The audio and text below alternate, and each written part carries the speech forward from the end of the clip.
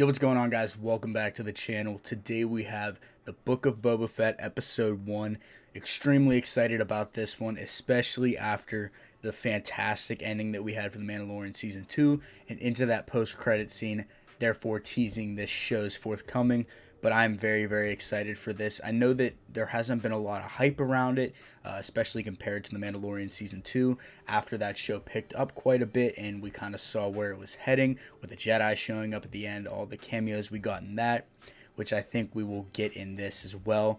But this is definitely a show I haven't heard as many people talk about as per se some of the MCU shows we got this year, like WandaVision and Loki, even the Falcon and Winter Soldier. I know a lot of people are really down on Hawkeye right now, and if you guys are wondering where those reactions are, I actually just got back from a small vacation, a surprise vacation that we had for Christmas this morning, so I haven't been able to upload or edit any of those reactions that I did do beforehand, so I am excited to get those out for you guys, and I assure you that they are coming, and we have a lot of stuff on the way. We have Cobra Kai Season 4 coming out this Friday, and I will have reactions out to those. But expect all of those Hawkeye reactions that you guys are missing out on currently at the moment before New Year's, and then the Matrix Resurrections reaction will be shortly after that, or maybe a little bit before that if I can get caught up on editing over the next few days.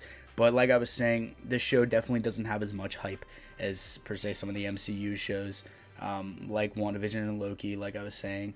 And this is something that a lot of people were asking for in movie form quite a few years ago, before The Force Awakens.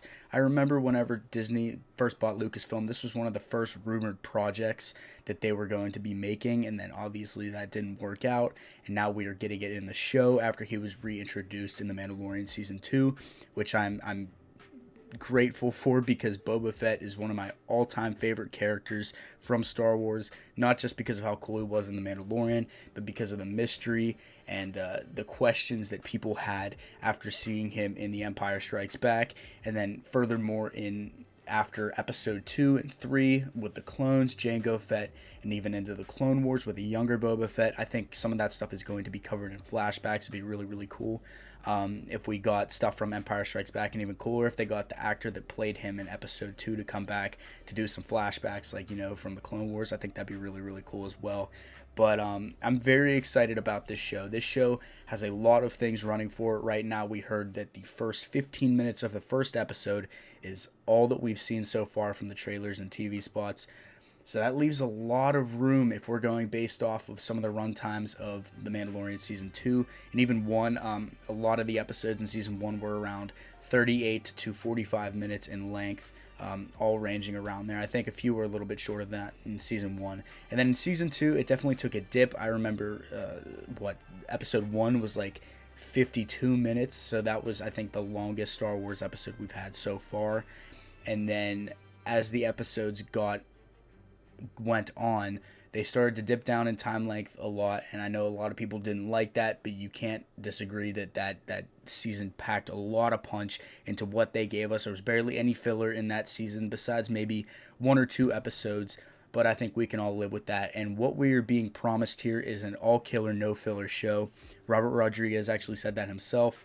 So I'm very excited to see how they approach this, especially after showing us what Boba is up to at the end of The Mandalorian, what he's going to be doing with Tatooine, trying to become the new king of the underworld in a sense that Jabba the Hutt was in the end of or in the beginning of Return of the Jedi, and even what we saw in The Phantom Menace and throughout the prequels. We heard rumbles about what he was doing on Tatooine and throughout the crime world. So I'm excited to see what they do with that take. And then we're also promised a lot of action, like I said, all killer, no filler. And those trailers and TV spots, if they are from the first 15 minutes and there's that much action in the first 15 minutes, I think that this show is going to blow a lot of people away. So I'm very, very excited about that aspect as well. And then the last thing is all of the cameos that are rumored to be in this show, just like they were for The Mandalorian, rumored at the time and then confirmed later. But with this one, there are a lot less leaks that were being taken down, per se. I know there was one big leak on 4chan or Reddit the other day that got taken down. We don't know if that was by Disney or by the actual uploader of the post. But I did read over that. I don't think it's true. I'm kind of blanking on some of the points right now, but I think what we're expecting in this show, we're going to get. That's all I'm going to say. With some of the cameos like Cad Bane, Bosk, Dengar, Omega, Luke Skywalker, and Grogu showing back up. I think that'd be really, really cool. Some people even saying Han Solo. I know Josh from the Den of Nerds was pushing that real hard the other day. So I'm very excited to see what they do with all this and how they can culminate all of this into his own show and, kind of break ties with The Mandalorian like they are with Ahsoka. If Rangers of the New Republic is ever going to get made or if that's ever going to come out of production hell. But I think that they're trying to branch off and then go into one big culmination movie-sized event like Endgame, where everybody comes together and fights for Mandalore again against Thrawn, maybe some Inquisitors that are left over after Kenobi. I think that would be really, really interesting.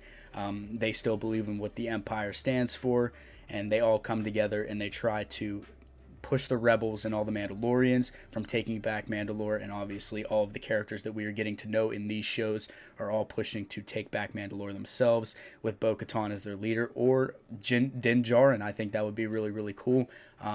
We don't know if Bo-Katan's going to be okay with that, but I'm getting way ahead of myself. I'm just rambling on about possibilities that could happen in the future after this show, and certain things that I think we are going to see after this show, and maybe even begin to culminate and begin to come together in this show. So for that, I am very, very excited for this show.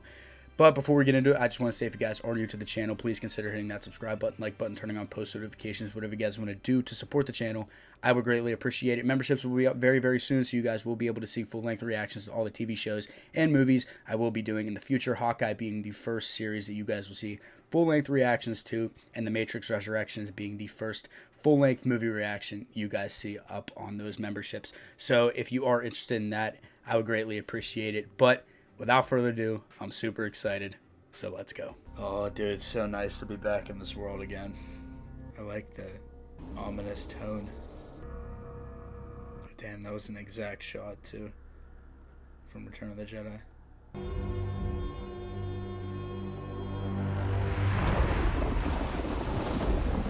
No way!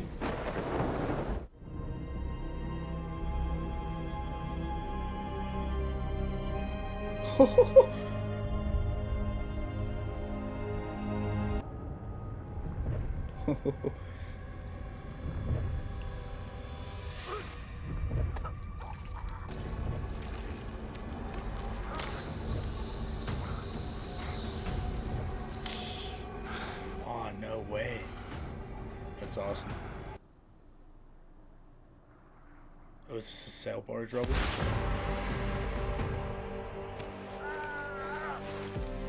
Oh, so this is like right after. Like a day or two after, right? Dude, this is insane already. I love it. Oh, so he wasn't scarred by the Sarlacc. Just fights that happened over the years. I like that.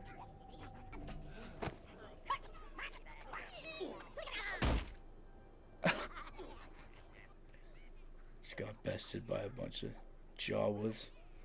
I keep like forgetting that this is 6 years after Return of the Jedi. Like, not forgetting, but like Boba hasn't aged really from the time of Return of the Jedi to this.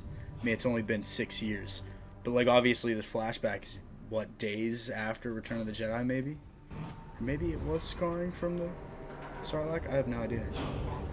I really hope Lua came back for the score for this. I mean, it sounds like reminiscent of something he would do for like Black Panther or even like the other Mandalorian seasons.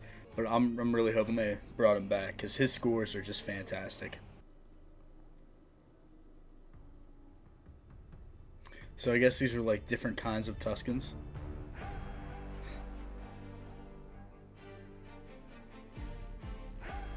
Stranger in the Strange. Never mind. I have no idea. Why'd I go, oh, like I knew what it was. I was saying, like, maybe there are different kinds of sand people that, like, worship different types of things on Tatooine. Because, like, obviously they have the darker robes. And then we have the ones that we're accustomed to with the lighter robes. I don't know if it's, like, two different tribes. Or something like that.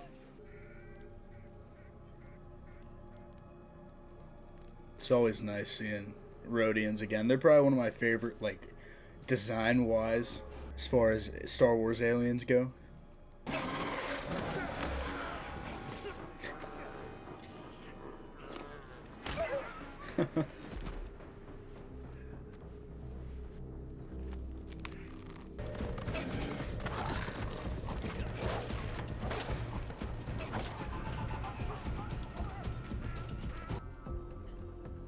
This has like a really similar tone to like the end of Dune.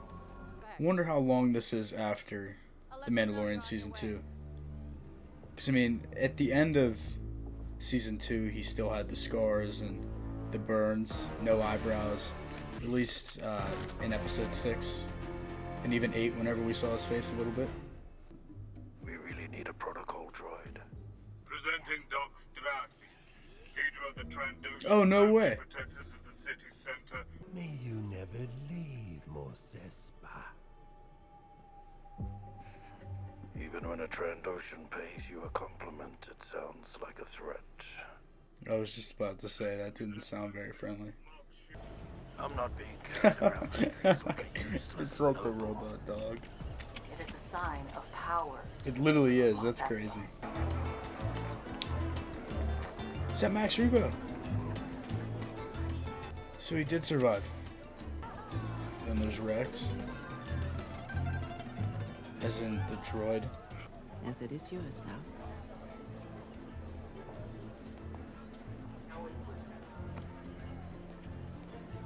Huh. Yours looks shinier than mine. Man, they weren't kidding when they said like everything was from the first half of the first episode. I mean, what are we? We're a bit over halfway through this episode, and we've seen pretty much everything.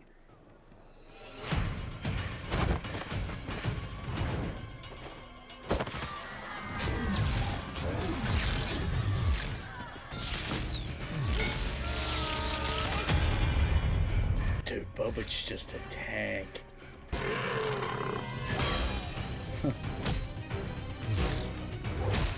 It's cool to see the Gamorreans fight alongside him.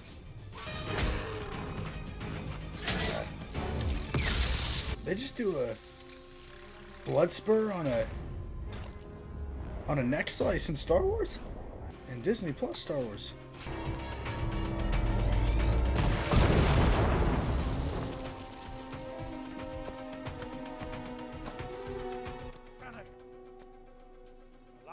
That dude just got disintegrated.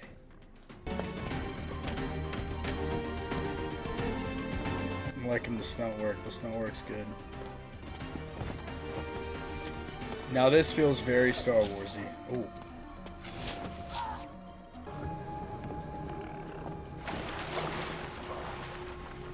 You get stabbed. Oh, and this is where we get more dreams. More flashbacks. I love how it's grainy, like we're watching it through his helmet. That's pretty cool. What did that poor Rhodian do?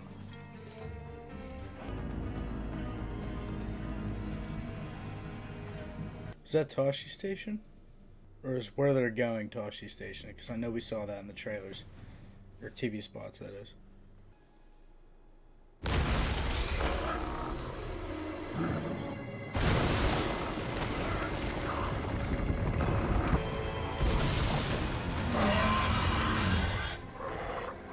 What on earth is that? I don't know what that is. I'm sure there's people that do, but I don't get it.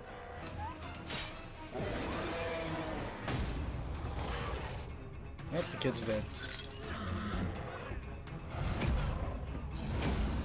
Oh, Boba Fett's dead. Roll credits. Is he gonna let them go because Boba saves him?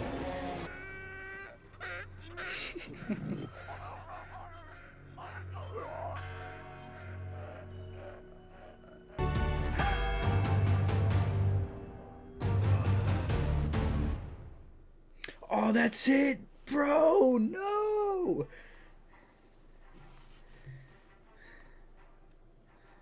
No, I needed more. Oh, dude, and it was so good. So that episode was 35 minutes in length, without post credits, or without credits. That is. Damn, dude, that was so good. Oh man.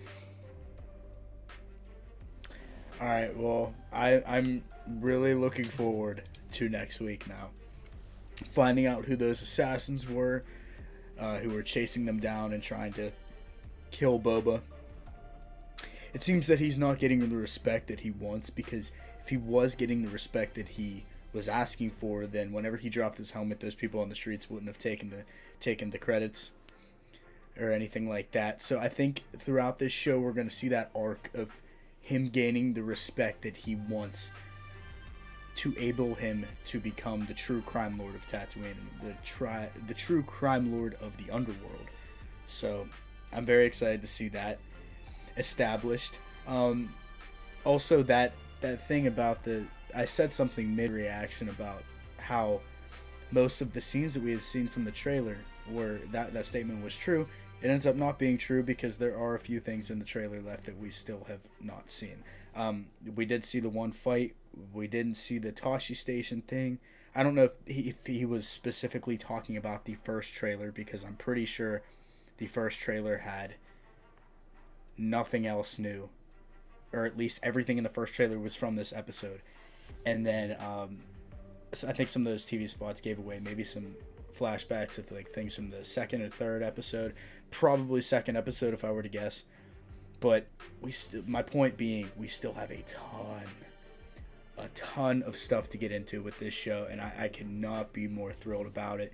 I mean, obviously this isn't the craziest episode we've gotten so far, but I think this is an episode that a lot of fans were really, really excited for and are going to be really, really pleased with, especially like the opening scene with Boba crawling out of the Sarlacc, and then us jumping to him in the Bacta pit, and we see that all of that was the flashback. Even seeing Camino for a split second was really, really cool again.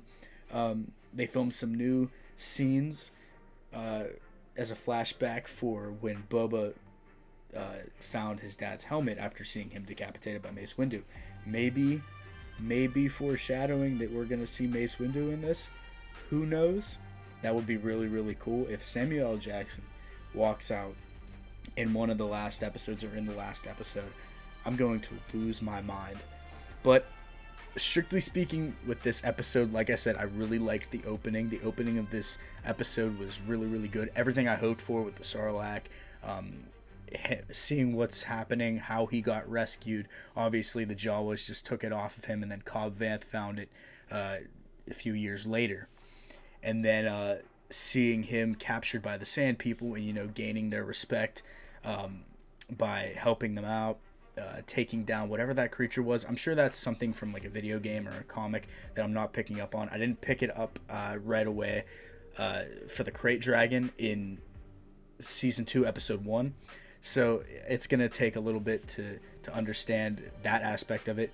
And then seeing him as the crime lord trying to gain all of this respect. And obviously the mayor has somewhat of a problem with Boba taking over the underworld and taking over for Bib Fortuna and Jabba. I'm assuming that the same mayor was still mayor during the time of Return of the Jedi, and right after that, when Bib Fortuna took over, he must have a problem with their power.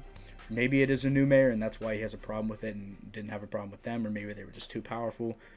But I like seeing him try to gain respect from people, trying to gain the eye of looking up to him. And I think Fennec and Boba are going to gain that respect by the end of the show. But the action scenes in this episode were not as major as I thought they would be, especially thinking that everything we saw from the first trailer and all the TV spots was going to be in the first 15 minutes. But man, they really nailed it whenever it came down to pushing the story forward. And I really like the flashbacks. I like the way they did the graininess, like the green graininess with the frame, as if we were looking through his helmet. I thought that was really, really cool. And then towards the end, us seeing his relationship with the Sand People, garner more trust from them, and I think that is going to come in handy in the future of this show. I think maybe he's going to get back into touch with them to try to gain more respect from the people of Tatooine. Mos Espa, I think, or Mos Eisley it was, that Jabba was in charge of, or maybe just all of Tatooine, crime-wise. So I'm very excited to see where this show heads, and I think we are going to get the cameos that were promised. I mean, you got to think about it.